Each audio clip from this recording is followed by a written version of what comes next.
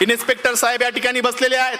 साहेब, AC मध्ये बसणारी पोरं दंगलीमध्ये आज जात नाहीत, जातात तुमची आमची लेकरं, तुमची आमची भाऊ. म्हणून ही कविता, तिचं नाव चल दंगल समजून घेऊ.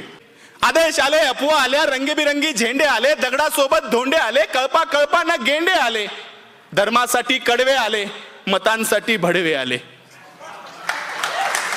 दंगल पेटली, घरं पेटले, दंगल पेटली, घरं पेटले, हलक्या मेंदूचे पेटून उठले, गाड्या तुटल्या, काचा फुटल्या, यात माणसांचं मरण झालं, ब्रेकिंग न्यूजला कारण झालं, पत्रकार घटनेच्या खोलात गेले, घटनास्थळीचे जेलात गेले.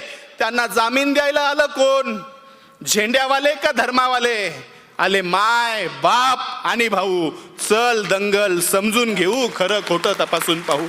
की हे जे काल झालं, हे जे काल झालं त्यात फक्त गरिबाचं हाल झालं. हे जे काल झालं त्यात फक्त गरिबाचं हाल झालं. पोलिसांना हुडकली, त्यात सगळी पोरं अडकली. मग दाखल केस, दाखल शिक्षा, मग कशाची शाळा कशाची परीक्षा.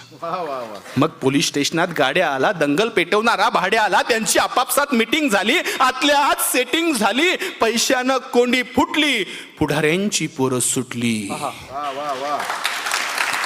असं सगळं घडतं दंगलीच्या भोवताल, असं सगळं घडतं दंगलीच्या भोवताल. पेटवणाऱ्याची सुटतात, बाकी भाकरीसाठी मवताल. आता जेलात त्यांच्या ढोंगणावर रोज कच्चून दंडे पडतात. दादा हो, एकदा जाताना साहेबाला विचारा, कोलम कसा असतो, 3rd डिग्री कसा असतो.